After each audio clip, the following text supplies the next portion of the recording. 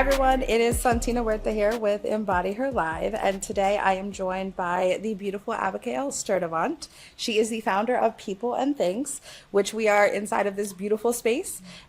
This space is definitely amazing and it redefines our consumption through community and creative use. So Abigail, thank you for being here. Thank you for having me.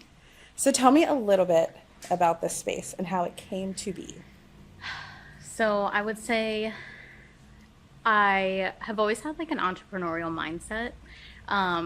As my friends would say, I've tried numerous different outlets and like businesses before. I've had numerous Instagram.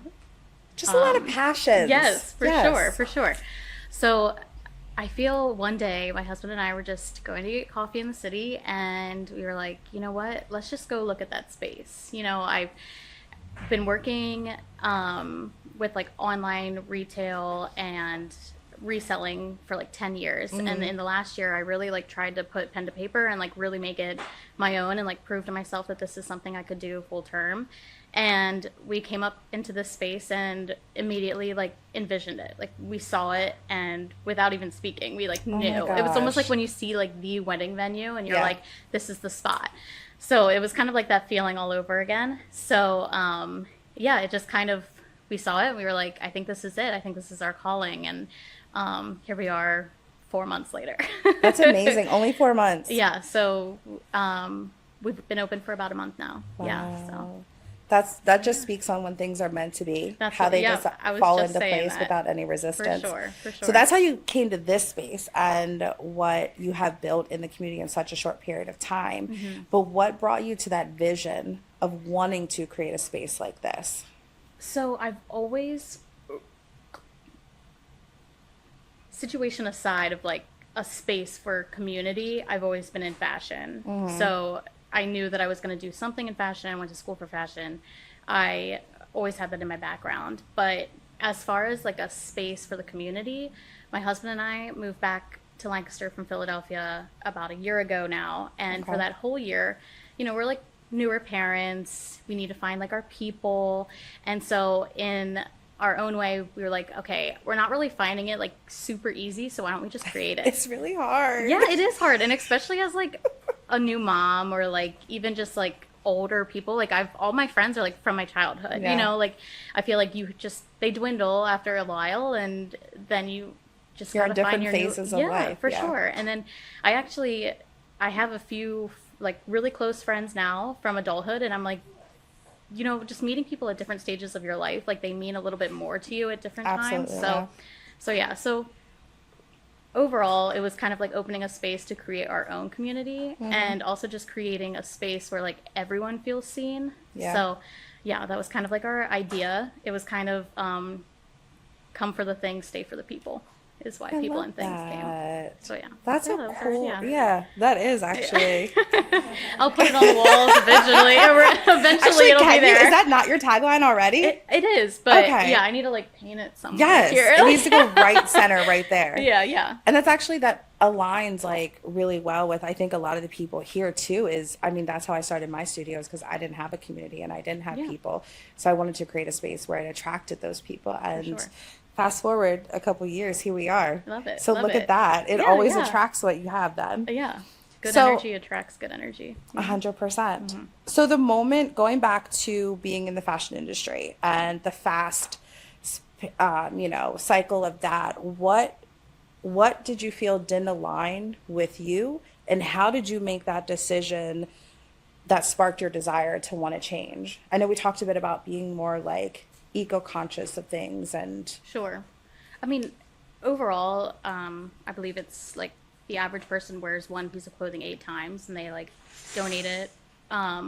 So probably less if it's from Shein. Right, for sure. And then you like wash it once and it shrinks, or you only wear it once. But yeah, so I mean, obviously have done a lot of research within like the fashion industry of like fast fashion. And also just realizing that like people love new things and like just always having new things. And then just realizing how much clothing is like in landfills and is just like put to waste when they still have so much life left. I think I really became conscious of it when I graduated school and became a buyer, and they would like send over samples, and then we're just kind of throwing away the samples. We're, you know, like we're not, Oh, wow. as a company, we weren't like as conscious of those Yeah. things, and like it just seemed like a lot of waste. So like I've always been very cognizant of like the reuse it. Like I'm not afraid of secondhand. Obviously I have a whole store of secondhand, but like it's a wash, we're good. You know, like it there's way more than just trying to always make new. So Absolutely. So yeah, that was kind of like my drive behind it all. I love that. And you would think though those companies, the bigger companies, would donate to something that was more intentional, You would such as hope, like women's yeah. shelters, For and sure, for sure. homeless shelters and things Yeah. like that. Yeah. So seeing that need is incredible that you decided to like reuse that into this one. Yeah, yeah. Moving from Philly, which is crazy, first of Yeah, all. yeah. But I also moved from Philly to here a short period of time. So that's a huge step to take. So what made you move your whole family and make that decision? I grew up here. Okay. I have like familial ties here. I was in Philly about 10 years. My husband went to law school, and then we lived there post for about 5. So we were living in a really cool city, or a really cool town, Fishtown, and I love it there. it was really fun. But I went through like a lot of spurts of really bad postpartum depression, and so Christmas Eve, when Christmas, we had like a really bad run-in and almost got carjacked. Oh my And gosh. it kind of just like set me off. I was like, you know what? I'm going home. Yeah. So here we are, fast forward 2 years, and it was just kind of getting my husband on board of like, you know, Lancaster's cool, we can do this. Like Yeah. if it's not exactly right. We're that's a few years behind, but yes, yeah, it's yeah, up yeah, and yeah. coming for sure. sure. But like we're getting there, and then at that point we were like, you know what? Let's just build it. You know, if it's not what we want, like let's just build it. And I feel like this is like a good platform to do it on, like in a like smaller city. If not, we were like gonna move back to Fishtown and try it ourselves. Yeah. But yeah, so that was kind of like why we moved back here. It was just kind of like a accumulation of a lot of things. Yeah. But yeah, definitely being a new mom, I was like, I'm uncomfortable, so I need to be comfortable in order to be the best version of myself for my daughter. So becoming a mom was a pivotal part of your story. Yeah, of for kind sure. of what brought you to your passion and your purpose of For what sure. you wanted to do. Yep. So what are navigating that? I definitely feel really like it's trial and error. But yeah, it's definitely trial and error. We call her our shop kid because I feel like she's here more times than she'd like to be. But we try to make it as much fun as we can. Trust me. Exactly. My kids, everyone here can attest, they're at every single one of my events. They're at my studio all the time. They work the front desk. They Yeah. do. Right. They're I was like, I'm raising my incredible. first register girl. Like, Heck yes. she's gonna stand on her stool and just be the checkout, you know. And then when people are like, So- "Can I get a discount?" She'd be like, "Nope." And Yeah, this is your total. exactly. Next.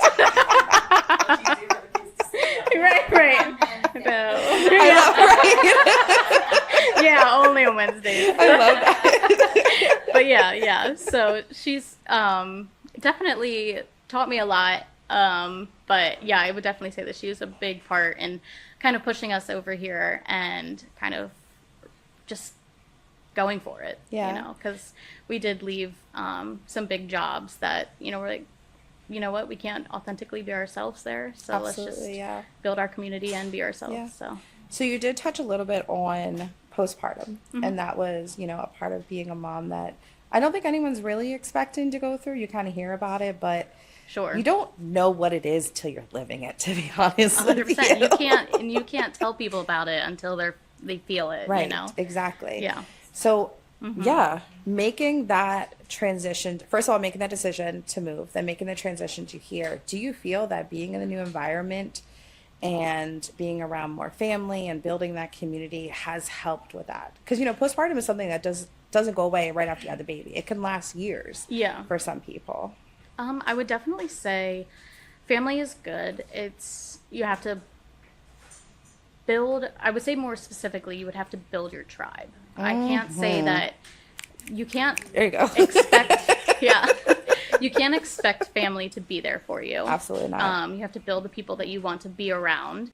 And then you can't always trust people even if they're related to you. So I would also say that it will also change a lot if you have the right partner too, because I would not have been able to do what I did without the right partner. That's being amazing. there. So I would definitely say that. Yeah. You got your flowers. Where he's at. He's listening. But yeah, for sure. So with being a mom, being a woman, and wanting to attract, those type of people to you, because I think most people here are mothers, and we understand that from a certain perspective. Building a community-centered space, we talked about this a little bit, how we're just now getting into like feminine this and like women are ruling the world and like, centering a lot of things around that. So what kind of things are you bringing in that's really going to attract other women to being here and creating that space for them too? I feel as though it's more of just being authentically myself and seeing people, because I do come from a very religious space where women are supposed to have certain roles, and I feel as though it is my job to defy those roles, and I need to do my own thing. So I feel like when people just bring themselves into my space, it's more of like, I see you and we can, just ham it up and just have a good time and like shop around, or like I'm here to like talk, I can give you like the business side that you need, or if you just need like a helping hand, like I'm like, I just try to be as relatable as I can. But I feel like that's what I can like mostly bring into my community. I love that. But, Well, I mean, I just rolled up in here and I'm like, hey, I have this idea. Can I have it in your space? And you're like, why not? Yeah, sure. But how do you want to set this up? And then here we are a week later. So yeah, of course, my door's always open. So I love that. So talking more about your vision then for the future, whether it's your vision for fashion and being more, eco-conscious of this industry, for your own personal business, and just sort of embodying all that together in entrepreneurship. I would definitely say I would want to kind of get rid of the stigma behind secondhand and just kind of, make or help people think of secondhand first before like running to the mall. Like, sure, there are things that you don't want secondhand, but I definitely feel like I want it to be like, let me check there first and then go and get it first. Like, we're a very different mindset in this community, where Goodwill and the community store is like looked down on, and people tend to not think of anything of people that shop there. They would rather go and buy new stuff, but they think less of you if you have secondhand stuff, for sure. Yeah. But I also feel like it, what I kind of want to bring to the space is like a clean, like everything's washed, everything's taken care of, and then it's like kind of, it doesn't have that like odd smell that a lot of thrift stores have. Like I'm trying to not have that too. So like it's almost just like a different experience. You know, I know the music's not on now, but like my husband's usually playing like hip hop, R&B. Like we've seen the socials. He is not shy about showing on the social, but like just trying to create like a good experience that you would get like at the mall or like at the stores that you want, but like still, very conscious about the environment. Yeah, absolutely. Yeah. So really the vision then for the future of this space is just to grow and create that community. For sure. Yeah. For sure. And then more balance in your entrepreneurship. Yeah. So how are you learning though to balance creativity, your business leadership, and your personal well-being as well? I mean, as I've said before, definitely trial and error. My gym hasn't seen me in a couple of weeks, so that's definitely the error right now. But it would definitely just be I feel like every day is something different, and I'm learning a little bit more and more. I definitely suffer with like crazy anxiety, so it's like kind of helps me to like put myself out there with like meeting new people, and like obviously like having to see people every day and talk to them. So just not only just learning like business side of things, but like learning more about myself and like who I can be without like other crutches and stuff like that. So and letting go of a label that you think that you have to be, and just being like, you know what, I liked this yesterday, but I don't like it anymore, and I want to be like this, and I want to have this. Like, that's okay. Toddlers do it all the time. Yeah, so why can't I? I'm learning that very hard right now. It doesn't stop, even when they're teenagers. Oh, God, don't tell me that. It is that. I like that. I like that. It does that. No, just different challenges. Yeah, I'll take the newborn back. Like, that wasn't That's hard the at nice all. stage, actually.